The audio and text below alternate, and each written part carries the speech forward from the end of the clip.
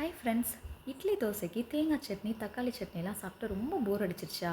ஒரு முறை இது போல் மல்லி சட்னி ட்ரை பண்ணி பாருங்கள். டேஸ்ட் பிரமாதமாக இருக்கும். வாங்க இந்த சூப்பரான சுவையான மல்லி சட்னி எப்படி செய்கிறதுன்னு பார்த்துடலாம்.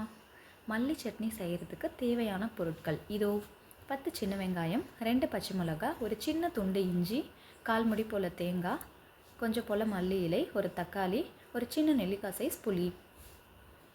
இப்போ அடுப்பில் ஒரு பாத்திரம் வச்சுக்கலாம். 4 டேபிள் ஸ்பூன் போல் நல்லெண்ணெய் சேர்த்துக்கோங்க. எண்ணெய் காயவும் 1 டேபிள் ஸ்பூன் வடக்கடலை பருப்பு, 1 டேபிள் ஸ்பூன் உளுந்தம்பருப்பு, இது நல்லா பொரியட்டும். 2 பச்சை மிளகாய், காரத்துக்கு ஏற்ற மாதிரி 3-4 கூட நீங்கள் சேர்த்துக்கலாம். ஒரு சின்ன துண்டு இஞ்சி, 10 போல் சின்ன வெங்காயம். சின்ன வெங்காயத்துக்கு பதிலாக நீங்கள் பெரிய வெங்காயம் கூட சேர்த்துக்கலாம். இப்போ கரண்டி வச்சு நல்லா கிளறி விட்டுக்கோங்க. இப்போ வெங்காயம் 5 நிமிஷம் போல் அப்படியே வதங்கட்டும். வெங்காயம் வதங்கிடுச்சு. இப்போது கட் பண்ணி வச்சுருக்க ஒரு தக்காளியை உள்ளே சேர்த்துக்கலாம்.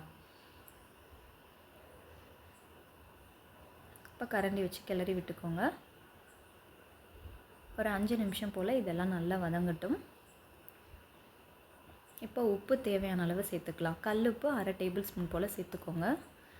ஒரு சின்ன நெல்லிக்காய் சைஸ் புளி சேர்த்துக்கலாம். க்ளீன் பண்ணி வச்சுருக்க கொத்தமல்லி இலைகளை உள்ளே சேர்த்துக்கோங்க. மல்லி இலை சேர்த்ததுக்கப்புறமா 2லேருந்து 3 நிமிஷம் போல் லைட்டாக வதக்கிட்டு அடுப்பை ஆஃப் பண்ணிடலாம். ரொம்ப நேரம் வதங்கணும்னு தேவையில்லை.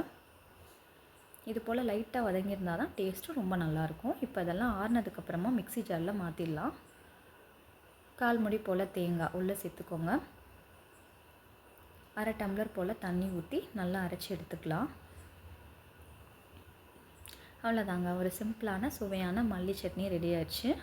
எப்பயும் போல் அடுப்பில் 2 டேபிள் ஸ்பூன் நல்லெண்ணெய் சேர்த்து கடுகு கருவேப்பிலை போட்டு தாளித்து எடுத்துக்கலாம்.